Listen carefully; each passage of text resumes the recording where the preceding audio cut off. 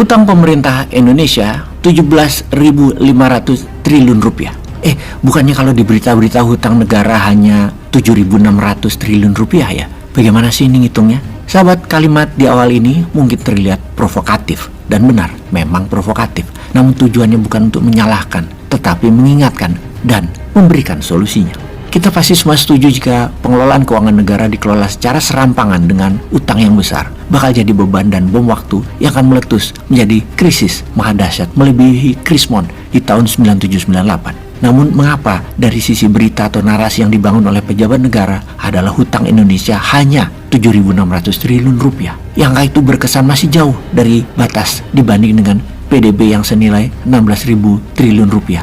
Orang awam mungkin membenarkan bahwa hutang tersebut hanya 48% dari PDB, di mana batas pejabat tidak diimpeach atau tidak digulingkan oleh sistem konstitusi. Kelolaan hutang negara harus selalu di bawah batas aman, katakanlah di bawah 60% dari PDB nasional. Jadi bagaimana cara amannya agar kalau Bosman nih menjadi pejabat tertinggi, agar aman, tidak diimpeach, tidak digulingkan dengan konstitusi, dengan kelolaan negara berhutang yang besar? Maka keuangan APBN itu ada yang dicatat dan ada yang tidak dicatat, alias ada yang tidak dipublikasikan.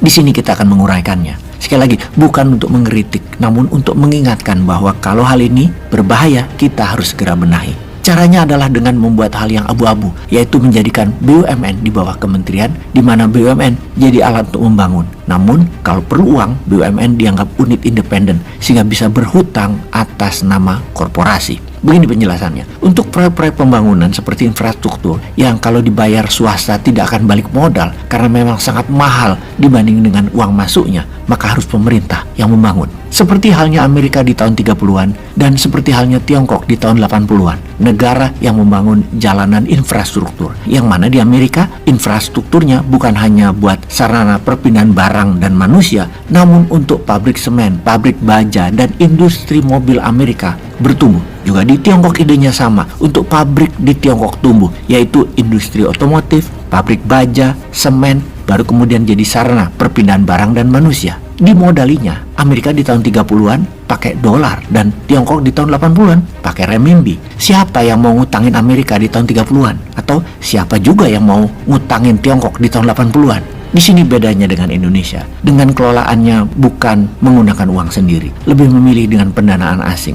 Maka berhutang adalah pilihannya. Juga bukan pakai teknologi sendiri, dan isi infrastrukturnya bukan mobil, truk, bus buatan sendiri. Bahkan bensinnya, isi kendaraannya bukan buatan sendiri. Semuanya impor. Di sini perbedaan telaknya antara Tiongkok, Amerika, dan Wakanda. Hutangnya menjaminkan aset korporasi. Jadi BUMN meminjam langsung kepada funder yang terbanyak adalah dari asing tentunya. Dan pihak asing pintar, BUMN dibiayai karena BUMN diikat dengan kementerian. Bisa mengikat dengan jaminan negara atau dapat jaminan APBN. Namun secara tidak langsung. Hanya kalau gagal alias one prestasi, APBN yang membayari. Jadi dari sisi funder aman membiayai BUMN. Jadilah pinjaman BUMN selama ini meningkat menjadi 6.000 triliun. Hebatnya angka ini tidak tertulis di APBN karena masih diumpetin di pembukuan BUMN. Hanya kalau pas bleeding atau berdarah-darah saja BUMN minta induknya APBN triliunan rupiah. Yang seharusnya kalau benar BUMN nggak disubsidi. Sayangnya BUMN adalah sapi perah, bukan korporasi profit untuk rakyat dan negara.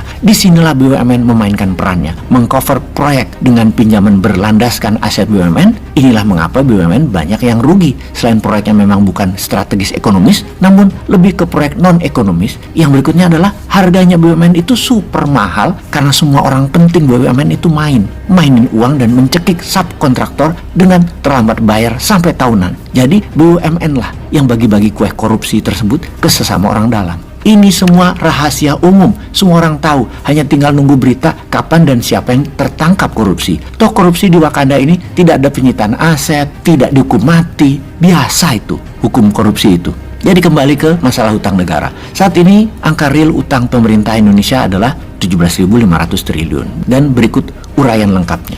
Jumlah tersebut kita tahu melebihi PDB Indonesia yang jumlahnya 16.000 triliun rupiah. Ada dua komponen perhitungan utang di luar utang pembiayaan APBN yang belum dihitung dalam struktur komponen utang pemerintah, yaitu satu contingency debt yang merupakan utang yang menjadi tanggung jawab negara seperti utang BUMN. Jumlah utang BUMN saat ini hampir mencapai 6.000 triliun. Dua adalah utang dana pensiun yang saat ini masih menggunakan metode beban langsung di APBN, padahal secara aktuaria dana pensiun ini harus dibuatkan pencadangan khusus sebagai beban biaya pensiun untuk ASN, TNI, dan Polri. Perkiraan jumlah beban utang pensiun mencapai 4.500 triliun rupiah. Dua item di atas tidak pernah masuk dalam perhitungan neraca keuangan negara, padahal secara best practice di seluruh dunia saat menghitung neraca keuangan negara itu masuk dalam perhitungan government debt. Disinilah hebatnya rakyat Wakanda yang tidak peduli dengan keuangan negara, yang penting dapat drama dan hiburan di sinetron sudah seneng. Nggak penting itu mikirin utang negara. Jadi kalau poin utang pembiayaan untuk APBN, contingency debt, dan utang dana pensiun dihitung, semua masuk dalam neraca keuangan negara, maka total utang kita mencapai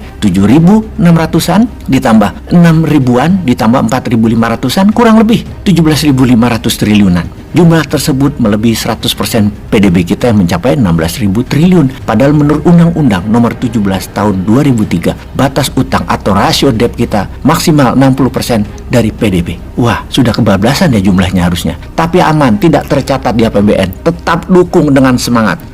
Peace.